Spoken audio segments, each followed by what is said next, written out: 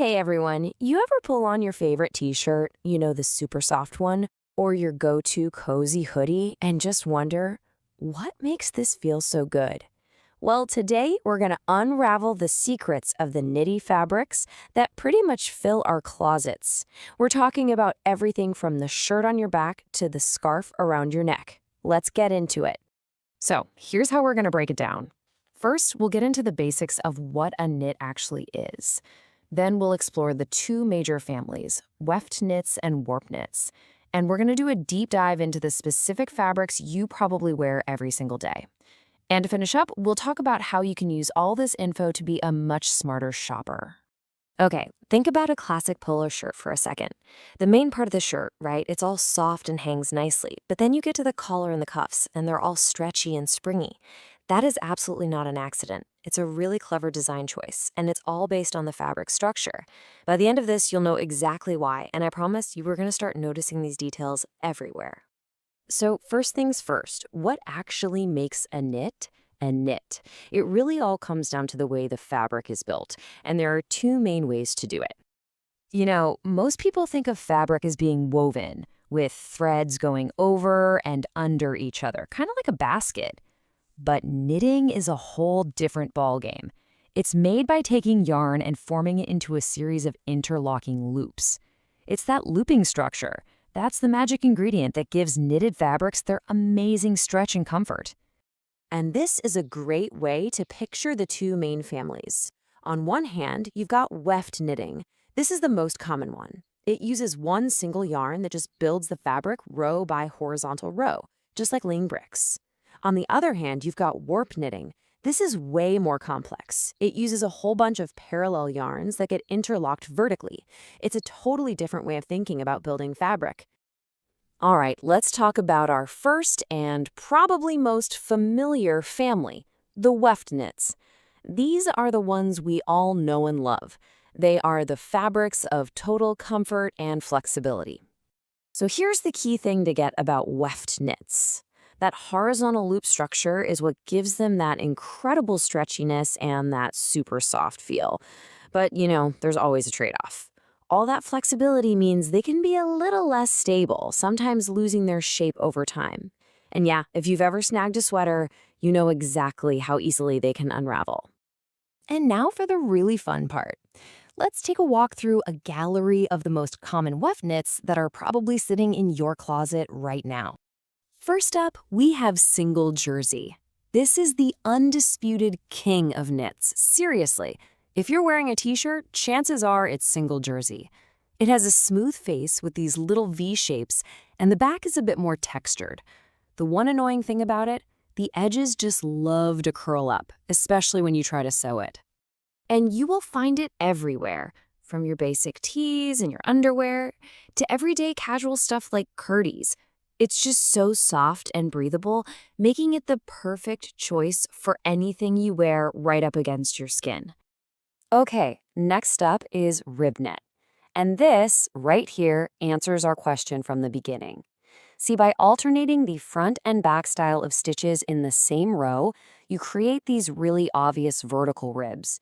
And that structure is what gives it that incredible stretch from side to side and lets it snap right back into shape. And that's exactly why it's used for the cuffs and collars on your polo shirt. It's also perfect for the waistbands of leggings and shirty-dars, or for making those really nice form-fitting sweaters that hug your body but don't feel tight. Now, let's meet interlock. The easiest way to think of it is like two layers of single jersey that have been knitted together back to back. This double knit build makes it thicker, heavier, and a whole lot more stable. And the best part? The edges don't curl, and both sides look perfectly smooth and identical. So because it's so stable and has that really smooth premium feel, interlock is what you'll find in higher quality t-shirts, dresses, and especially baby clothes. It's super soft, but it's also tough enough to handle a ton of wear and washing. So let's just put them head to head really quick. Single jersey is your lightweight, everyday hero, but its edges can curl. Interlock is its heavier, more stable big brother, and it's perfect when you want a more structured, high-end look and feel. Okay, moving on to pearl knits. So if rib knits have those vertical lines, pearl knits flip that idea on its side. They have these really distinct horizontal ridges, and that structure gives them a massive amount of stretch, both lengthwise and widthwise. It makes them just incredibly soft and drapey. You're gonna see this one most often in those really comfy, cozy sweaters and scarves, where that all-over stretch and softness is exactly what you want. It's just fantastic for anything decorative that needs to hang really nicely. And last but not least for this family, the coziest of them all, fleece. So fleece actually starts its life as a pretty standard knit fabric, but then one side gets brushed with these super fine wires. And that process pulls up all the little fibers to create that fuzzy, piled surface that is so good at trapping air and keeping you warm. So, of course, this makes it the absolute perfect material for all things winter.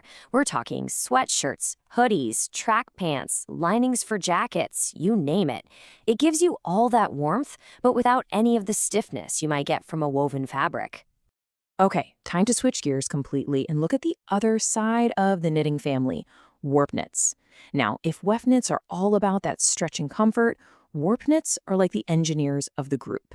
They are all about stability, structure, and performance.